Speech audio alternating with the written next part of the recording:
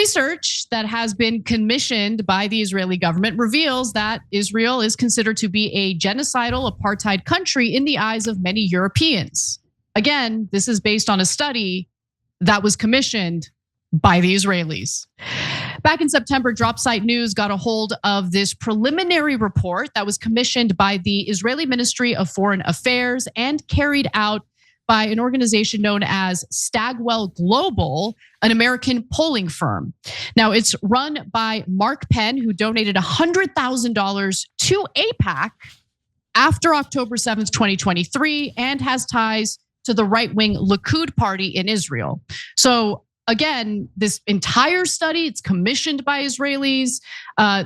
It's supported, and the very polling agency is run by a massive Zionist who donated $100,000 to AIPAC.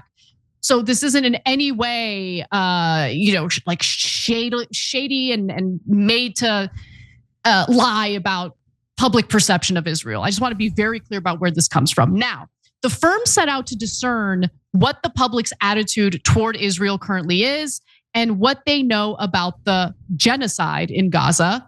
The survey asked people in the United States, Germany, the United Kingdom, Spain, and France how many people believed Israel had killed in Gaza and what portion of those people killed were civilians. Respondents in all the countries overwhelmingly said that they mostly killed civilians. And they're correct if you believe the IDF's own data, which pointed to an 83% civilian death rate. In addition, the research found Europeans in particular agree with language of Israel being a genocidal apartheid country. So the study tried to evaluate the best method for combating negative attitudes toward Israel. And honestly, I think the answer to that is pretty simple. Maybe stop committing a genocide. Stop the Greater Israel Project, which is an expansionist project that involves land theft from neighboring countries. But they're unwilling to do that. So here's what they determined. Israel's best tactic is to foment fear of radical Islam and jihadism, which remain high, the research finds. By highlighting Israeli support for women's rights, unless they're Muslim, then they'll get slaughtered. Women's rights and gay rights, while elevating concerns that Hamas wants to destroy all Jews and spread jihadism, Israeli support rebounded by an average of over 20 points in each country, especially once the situation in Gaza is resolved. The room for growth in all countries is very significant, the report concludes. So whatever you do, don't stop the genocide, keep that going. Instead, just fearmonger about the Muslims. That'll help you out. Yeah. Jake. So they did a study earlier. We have already seen the results of that study being implemented here in America. As we've been telling you a couple of months ago, all of the Israel First pundits in this country started talking about radical Islam at the same time.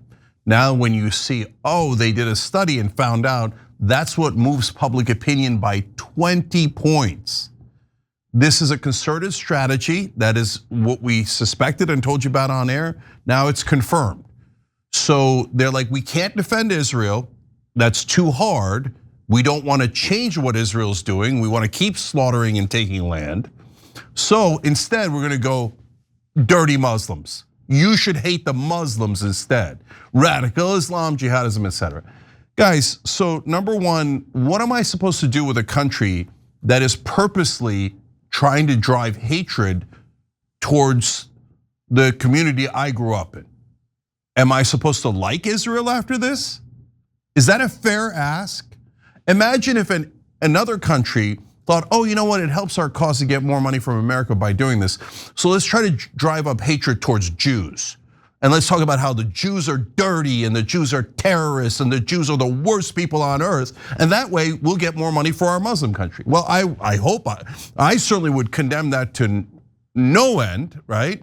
I think it was the worst thing that happened. And my guess is that American media would think that's the worst thing that ever happened, to the point where they might start to agitate for literally attacking and bombing that country and killing its leaders.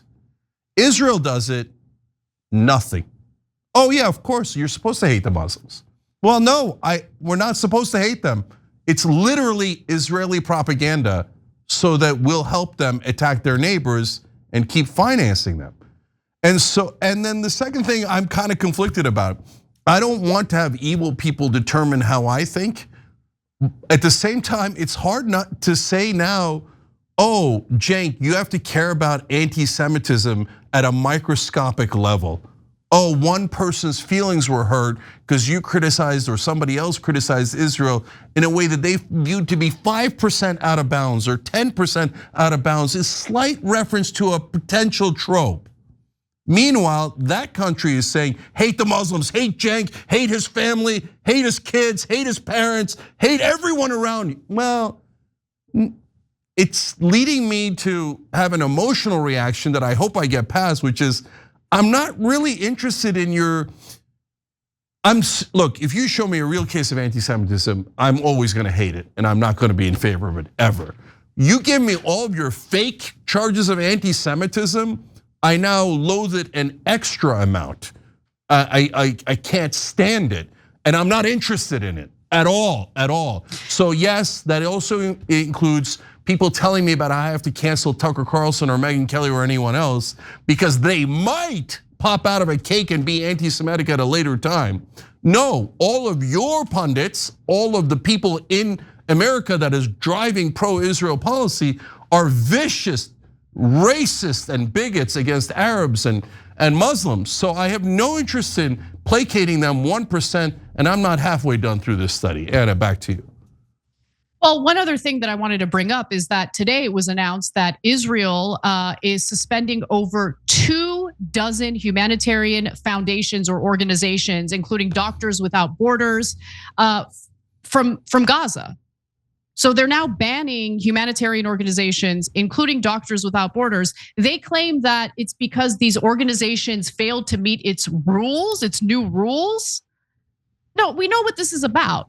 So here's the thing. I want people to understand this. If you happen to be a voracious defender or I should say vocal defender of Israel, people are angry with Israel. People have bad feelings toward Israel, not because Israel is the Jewish state. People actually care when they see images and videos and all these stories of innocent people, including many children, getting slaughtered day after day. And what makes it even worse is the powerlessness that most people feel when they realize their government doesn't care about them and there's nothing we can do to stop it. Yeah. Right? I mean, that's that powerlessness feeling, it's like the biggest black pill ever. And it makes it hard to really care about anything else that's going on. Because if our government doesn't care about us, if we don't actually live in a democracy where the government listens to the people and sees, hey, the majority of Americans don't want to fund this. Majority of Americans do not support this, but it doesn't matter. We get dragged into Israel's conflicts and we get forced to pay for Israel's expansionist policies anyway. I mean, that has a demoralizing effect on the American population. And yeah, it leads to really negative feelings toward Israel. And it has nothing to do with Jewish identity. It has everything to do with an ongoing genocide. And again, expansionist land theft policy that has been implemented by the Likud party and the current government of Israel. Yeah. So that's the reality of the situation. Yeah, I mean, look, of course they don't want more human rights workers. That means they'd have to murder more of them. They've killed 3,200 human rights workers in the last 2 years in Gaza. It's a slaughter unlike anyone has ever seen it with human rights workers. More human rights workers killed than all other conflicts combined. Why? Because Israel targets civilians. 83% civilian kill ratio. They target the press. 253 journalists killed. Again, more than any conflict combined. All the conflicts combined. So it's a vicious genocide. It's as vicious a genocide as I have ever seen in my lifetime. Now, yes, unfortunately, not just pro-Israel zealots, but a lot of Jewish people are taught, hey, the rest of the world hates you. They hate the Jews. You should be really worried about everyone that isn't Jewish because they hate you and they probably want to kill you. And oh my God, if they're Muslim, they all want to kill you. So remember, hate the Muslims, be wary of everyone else on planet Earth. So I'm here to assure Jewish Americans and Jews across the world, no, I understand why your parents told you that, because obviously the Holocaust, the pogroms, etc. There's good legitimate historical reasons for being deeply concerned, right? But I'm here to tell you, we don't all hate you. Nobody wants to kill you. So yes, that happened in the 1940s. Yes, it happened in the 1800s. But there isn't like some worldwide movement of, let's all secretly try to kill the Jews while they don't notice. Believe me, you'd notice, okay? So it has led to a massive paranoia, and Israel is now feeding into it. And they feel that if Jews across the world are worried, they'll come home to Israel. Or even if they don't come home, they'll support Israel no matter where they are. Because remember, if you don't support every single thing Israel is doing, they're gonna kill all the Jews. All of your lives are in danger. That's the central fabrication. I understand where it came from, so it's not just a lie. Your parents didn't lie to you, they really did mean it, right? But they're living in a different world, and now it's aided and abetted by Israeli propaganda to make you worried, to make you honestly worry your whole life about whether you're all gonna die and if everybody on the planet hates you. That's not what's happening at all. I grew up in a town that was heavily Jewish, with beautiful Jewish culture. I had no issues at all. It isn't about the Jews. Nobody's got that kind of hostility, etc.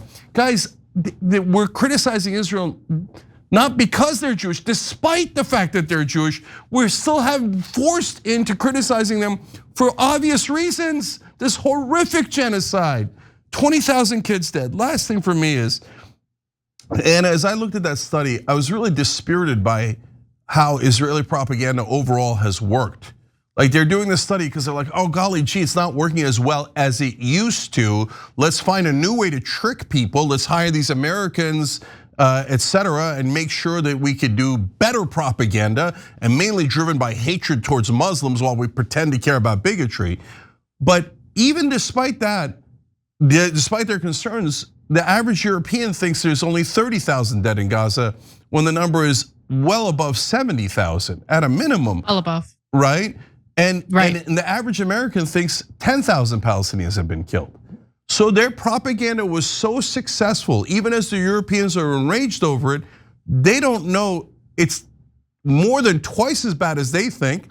It's 7 times worse than the average American thinks, and the average American doesn't know anything about the journalists killed, the human rights workers killed, this 83% civilian kill ratio. They don't know any of that because American media favors Israel so much that they view their job as not covering the news, but covering up the news. So that's why Americans never find out, because it can't get past establishment media working as the defenders of Israel. Yeah, and it's not just American media, right? I mean, I think the Western world has been totally cuckolded by Israeli genociders, and it's a damn shame. But even despite that, even their best efforts, still, the international community sees Israel for what it is, a genocidal apartheid state. It is what it is. It's the truth. Every time you ring the bell below, an angel gets his wings. Totally not true, but it does keep you updated on our live shows.